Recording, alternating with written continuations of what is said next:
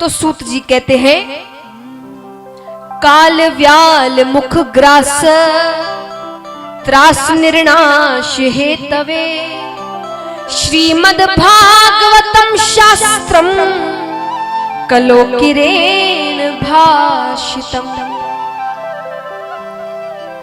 तो महाराज, श्रीमद् भागवत कथा कलयुग में जीव का कल्याण करती है। पर यह कथा इतनी साधारण भी नहीं।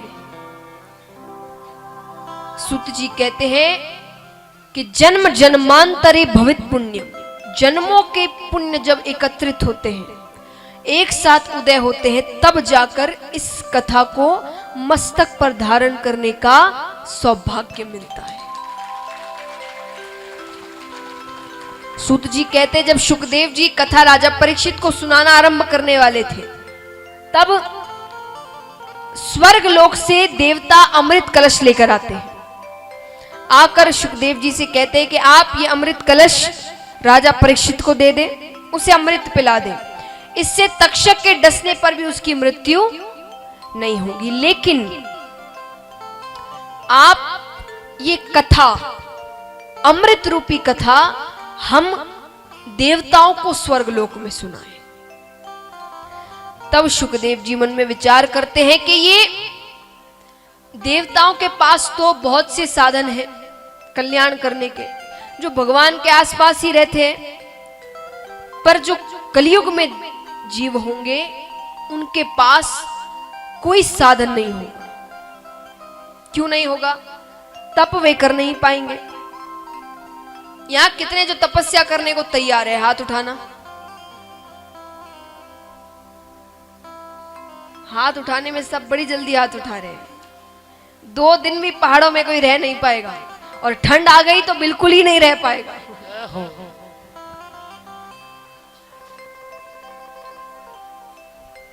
चलिए फिर भी मैं पकड़ती हूं यहां पर ऐसे 10 जिन्होंने हाथ उठाए कि वो तपस्या कर सकते हैं।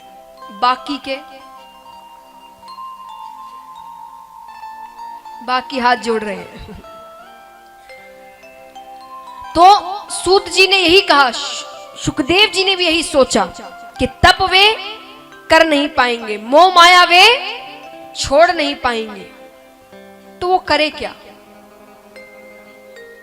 भक्ति, केवल भक्ति।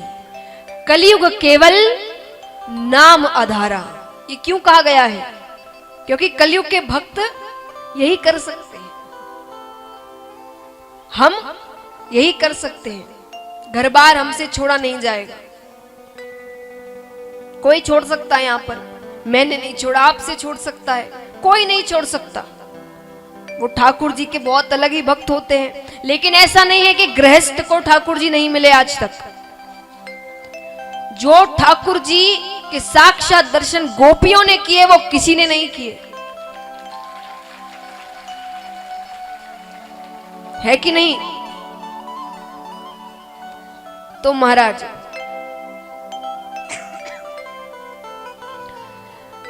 ये कथा कलयुग में जो भक्त होंगे उन्हें भगवान की ओर लेकर जाएगी।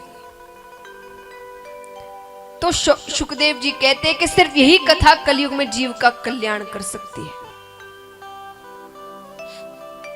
तो अमृत कलश को वे लौटा देते हैं। ब्रह्मा जी ने जब ये बात सुनी तो उन्हें बड़ा आश्चर्य हुआ कि ऐसी क्या बात है इस कथा में। तो उन्होंने एक पलड़े पे श्रीमद् भागवत को रखा, एक पलड़े पे जितने भी ग्रंथ है, पुराण है, वेद है, उपनिषद है, उन सबको रखा गया। फिर भी श्रीमद् भागवत का पलड़ा भारी था। बोलिए श्रीमद् भागवत महापुराण की। ये है इसकी महिमा।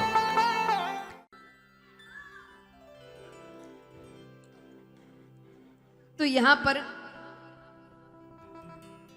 राम जी का जीवन थोड़ा संक्षेप में ही हम जानेंगे, कृष्ण कथा की ओर चलेंगे। श्री राम बड़े ही सीधे बालक हुए, इसलिए उनकी बाल लीलाएं इतनी नहीं है, क्योंकि उन्होंने कोई शैतानियां, कोई बदमाशियां नहीं करी श्री कृष्ण की तरह। उनकी बाल लीलाएं अगर देखी जाए तो एक ही मानी गई है कि भगवान जब चलना सीखते हैं, ठुमक चलत रामचंद्र, थोड़े ही बड़े होते हैं, गुरुजी के साथ चले जाते हैं, उनकी सहायता करते हैं, शिक्षा ग्रहण करते हैं, सीता माता के साथ विवाह होता है, राज सिंहासन मिलने ही वाला है कि एक रात पहले, सिर्फ एक रात पहले कैकेयी माता अपने 2 वचन मांगती है। क्या मांगती है? भरत को राज सिंहासन और श्री राम को वनवास। अपने पिता के वचन को पूरा करने के लिए श्री राम वनवास के लिए निकलते हैं। उनके साथ लक्ष्मण जी और सीता माता जाती है। वन में कुछ समय के बाद सीता माता का हरण हो जाता है, रावण उन्हें ले जाते हैं। युद्ध करने के लिए भगवान किसकी सेना तैयार करते हैं? देखिए, श्री राम का जीवन संघर्ष का जीवन है। संघर्षों से कैसे लड़ना है, ये श्री राम के जीवन से सीख लेनी चाहिए। कैसे जब पूरी दुनिया तुम्हें मिलने वाली थी और एक रात पहले जो था वो भी छिन गया। जो मिलने वाला था वो तो नहीं मिला, पर जो था वो भी छिन गया, फिर भी मुस्कुराते रहे।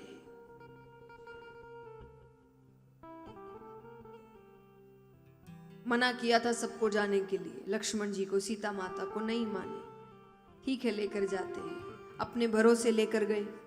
सबसे बड़े हैं, सीता माता का हरण हो गया। क्या बीतेगी उन पर उसका भी सामना किया। चाहते तो सेना बुला सकते थे, उनका ननिहाल था पास में, अयोध्या कौन सी ज्यादा दूर थी। अगर खबर सच में पहुंचा देते तो वहां से भी सेना आ सकती थी। पर वनवास का मतलब क्या है कि उतने समय तक परिवार से लेना देना, तो उन्होंने उस वक्त जो उनके पास था उसी से सेना तैयार करी, तो वानरों की सेना तैयार करी। और उसी वक्त उनकी भेंट होती है हनुमान जी से, भक्त शिरोमणि बालाजी महाराज। रावण के साथ युद्ध होता है, उसका वध करते हैं और सभी अयोध्या वापस लौटते हैं।